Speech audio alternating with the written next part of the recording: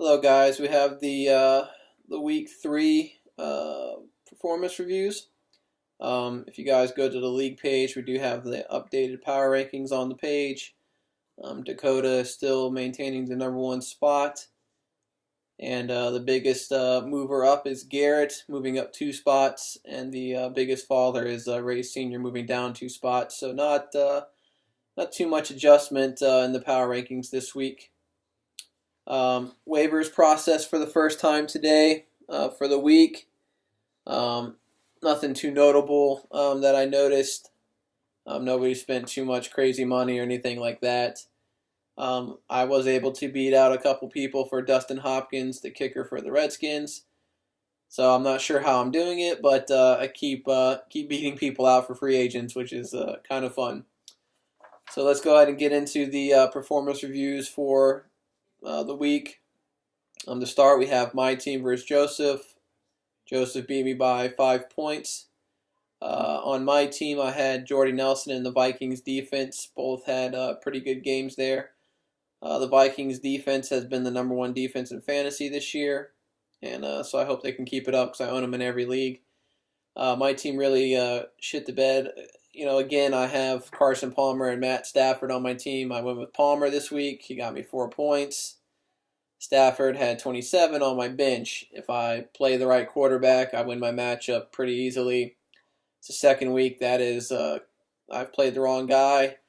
I always tell myself going into the drafts, just draft an elite quarterback. You'll just have him every week. You know who to play. And then I always end up settling for two guys that are kind of the same level, and it makes things difficult.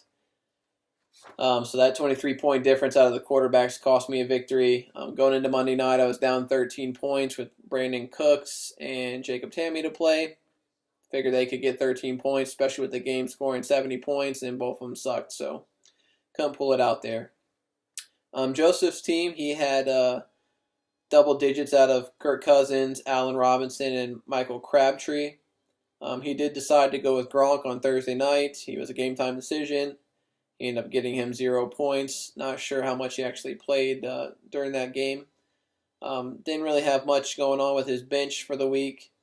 I do know Allen Robinson did have a controversial TD catch during his game, so if it would have got reversed, I would have ended up winning by a point, which would have been great. But I did see the play in question, and I do think it was a catch. Moving on, we have Phillip versus Garrett. Phillip was able to beat out Garrett by 6 points, 127, 121.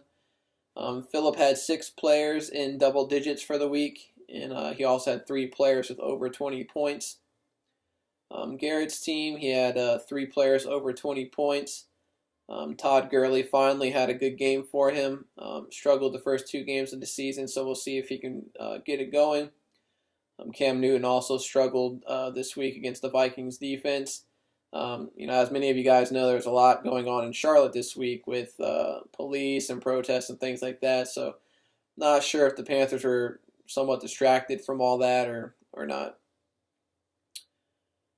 He also had DeMarco Murray play well for him. Murray continues to look good this year. I don't know if he's going to hold on to that job all season or what the deal is, but right now he's still performing at a pretty decent level for the Titans. Garrett decided to play Jason Witten over Travis Kelce. Witten had 5 points. Kelce had 18 points. 13-point difference there. Garrett lost by 6, so it's kind of the same instance I have with my team playing the wrong player. He kind of did the same here, which cost him the victory. Moving on, we have George versus David. George had 99, David with 93. George's team is undefeated, and his team has also scored the second least amount of points in the league. So he's getting very benefited from the matchups because his team is not really putting up that many points. He did have Deshaun Jackson and Doug Baldwin play very well for his team this week. Also, Eric Ebron was pretty solid at tight end with 9 points. Tight end's kind of been a crapshoot so far this year, so getting 9 points really isn't that bad. He did play Ryan Matthews, who did get him negative half a point there. David did have 4 players in double digits. He had Justin Tucker, who put up 17 points. Tucker's been one of the bright spots on his team. I'm not sure if David was available to set his lineup or what happened, but he did play 2 players who were marked as injured before their games, and both got 0 points. So hopefully we don't have a case where somebody's not paying attention to the league or anything like that. So hopefully he doesn't make that mistake again, because that definitely cost him the victory there, and also a reason why he's the last place team in the power rankings. Moving on, we have Shane versus Ray. Shane led the league in points this week. He had 162, smacking up Ray. Ray did still put up a reasonable 123 points, which would have beat a few other teams in the league. Shane had 7 players in double digits. He had 4 players that had over 20 points.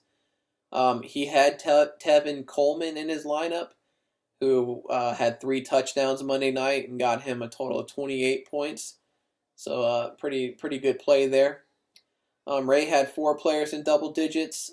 Drew Brees gave him an impressive 26 points. He also had Marvin Jones throw up 36 points for him. He did have Jimmy Graham on the bench, who had 17 points. Finally kind of breaking out of his shell, so we'll see if he can keep that up. Even if he had Graham in the lineup, the amount of points Shane put up in the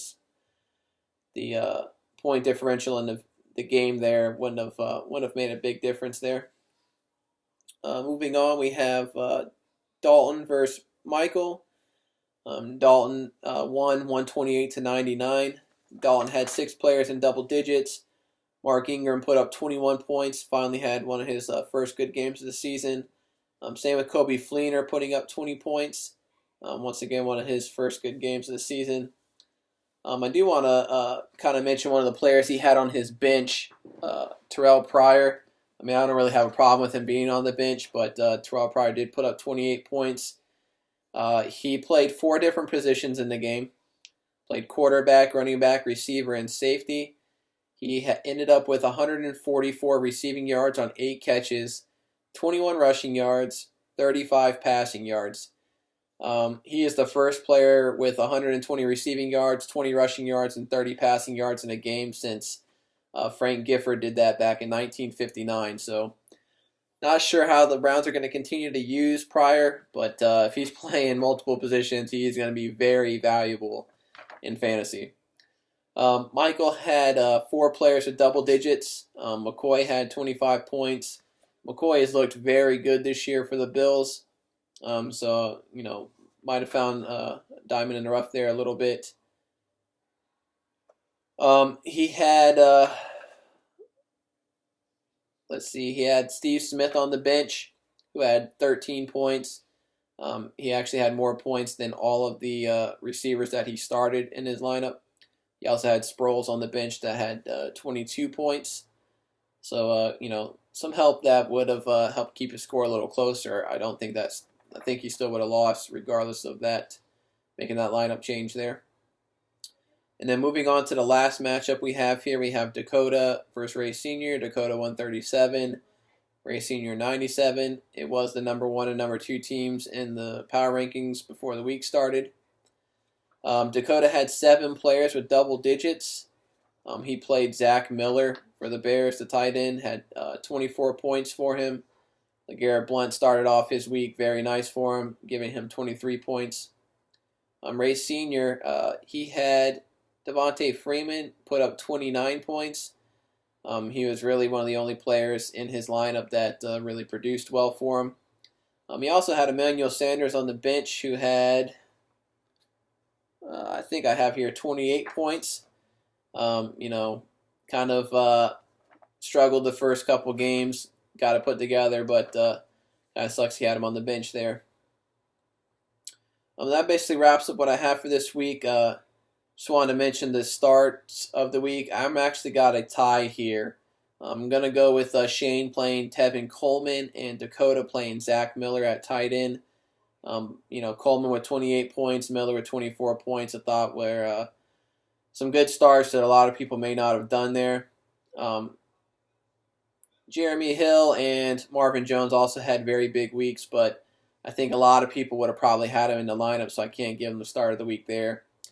I would say definitely the worst play of the week goes to David.